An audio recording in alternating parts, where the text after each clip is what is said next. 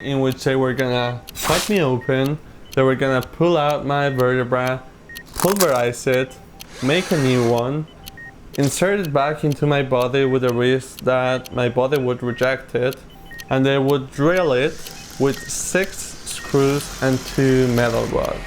Hey, welcome to the Creative Walls. My name is Walter, and today I'm gonna tell you the story of how I broke my back and why I love lifting weights, even though I shouldn't do that. This story is gonna be divided into 2 parts because this is a story that has lasted over 12 years. And I hope you find it interesting because this has shaped me in so many ways. Like literally on my back, it has changed, but also mentally, and I think I've learned a lot from it. So I hope you enjoy it and let's get into it. Back when I was a child, I was your typical jump everywhere, climb everything, hyperactive kind of kid. I remember one time I was jumping in my bed and for some reason I wanted to climb the wall by jumping into it, like Spider-Man. I jumped thinking I was gonna stick to the wall, but instead I smashed my head into the edge of the wall. I don't remember this moment precisely well, but I remember there was blood and there was crying, and I realized there were no superpowers inside of me. Which is a sad realization when you're a kid, just like when you realize that you're not getting that Howard's invitation letter. I've enjoyed sports and physical activity my whole life, and there was a time in my life in which I got very into karate.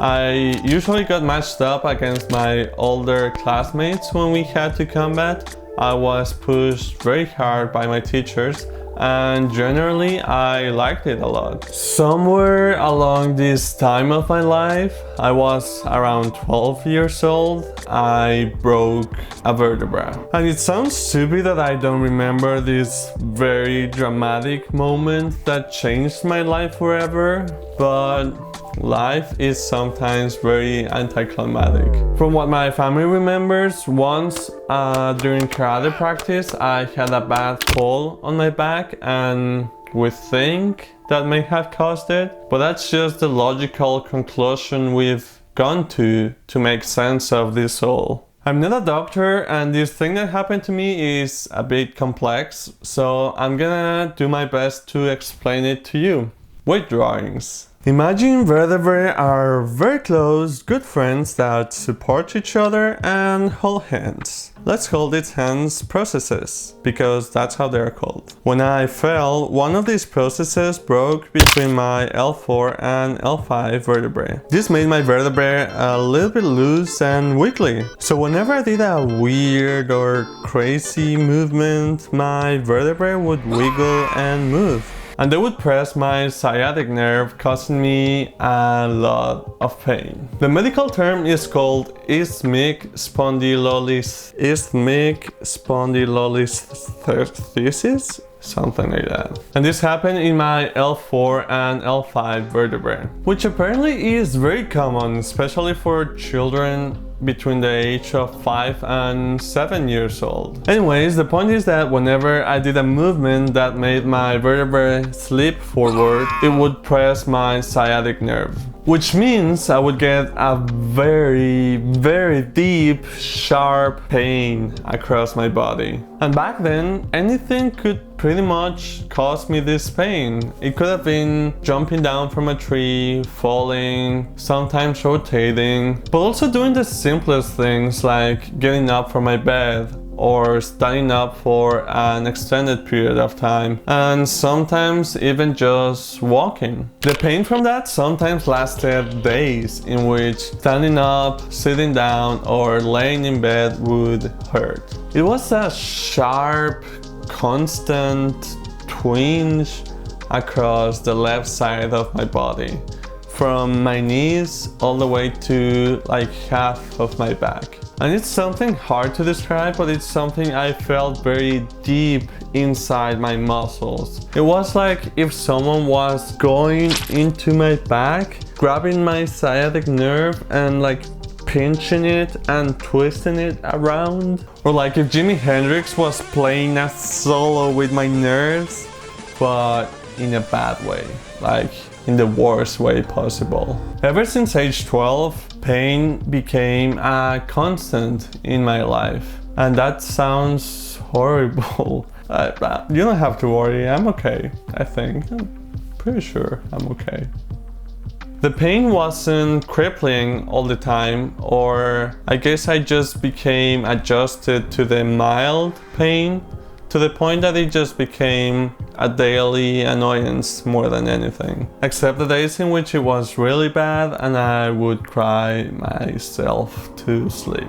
But that wasn't all the time, and I've always been an active person, so I kept on playing sports with my friends. Something about me is that I'm very competitive by nature, but mostly I hate losing. I like being challenged and learning new things. Losing is the worst. And whenever I had the bad, crippling pain in my back, the one that paralyzed me and didn't allow me to even move, I kind of felt like a loser, which wasn't very fun.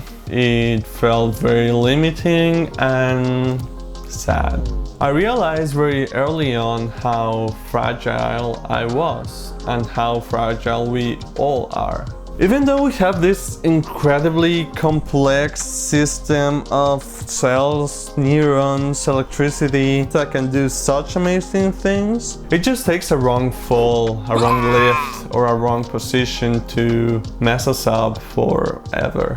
Anyhow, I developed a mild scoliosis because of my broken vertebra. And this is because my body tried to adapt to this, and it made my muscles work in a certain way so that they would relieve the stress and effort from my back. And because the pain was mostly on the left half of my body, I developed a muscular imbalance that started pulling my backbones into scoliosis. The right side of my body started overdeveloping, while my left side of the body started becoming this lazy, whiny sack of tissue. And because of that, my nerves and muscles became stunted and weak, which is something that is going to be important in the future, so remember this. And because of the friction between my dancing vertebrae, they destroyed the little gum that is between them. This gum serves as a cushion to absorb impacts, and yeah, it disappeared completely. The pain got worse every year, and along those years I saw a great number of doctors, rehabilitators, and practitioners of weird, crazy magical techniques. I tried things like ancient Chinese acupuncture, modern acupuncture with electric shocks, Reiki energetic sessions, chakra alignments, massages, swimming, heat, plants, seeds, pretty much anything you could think of, scientific, magic, energetic, all the adjectives you could think of, I tried. Nothing worked, and all the doctors said pretty much the same. There was no fixing it. I had to get surgery, but because I was very young and my body was still developing, I couldn't get it. So I had to wait and focus on, or hope, that it wouldn't get worse. I remember one of the doctor's diagnoses was, you have the back of a 60-year-old.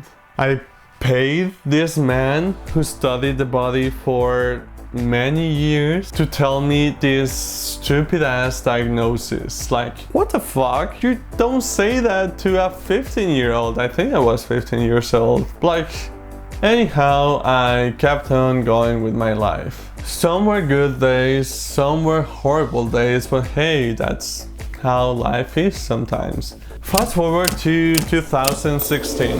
One of my best friends told me that his uncle was this very well-known, recognized spine surgeon So he told me that I should go talk to him and see what he told me. I was very skeptical because I had been going to doctors for like 8 years and nothing had worked. We talked, I got some x-rays. By the way, the amount of x-rays I've had in my life is absurd. Like, I could fill a big library with them. And this new doctor told me that I needed surgery, just like every other doctor before. And before I knew it, we had already scheduled that. It was a risky 6-hour surgery in which they were gonna cut me open, they were gonna pull out my vertebra, pulverize it, make a new one,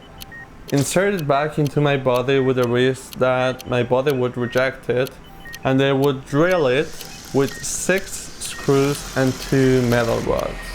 And I swear, when the doctor described that to me, I pretty much fainted.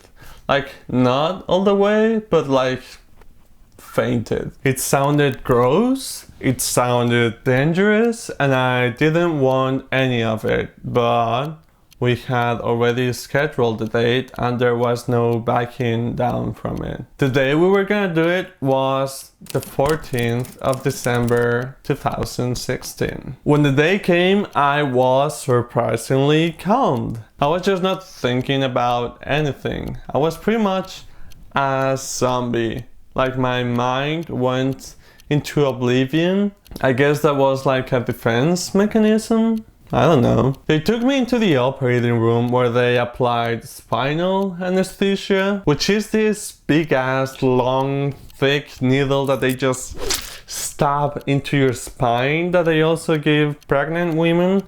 And then, this is where I'm gonna cut the video. In part 2, I'm gonna talk about the surgery, the recovery, and how the story ended. Spoiler, it hasn't ended. And as always, if you liked this video or found it a little bit helpful, you can always leave a like and subscribe to the channel. And if you wanna connect with me, you can always comment down below or send me a message on Instagram. I would love to read if you have any similar stories or any ideas of things I can talk about. I hope you're all healthy and I'll see you soon.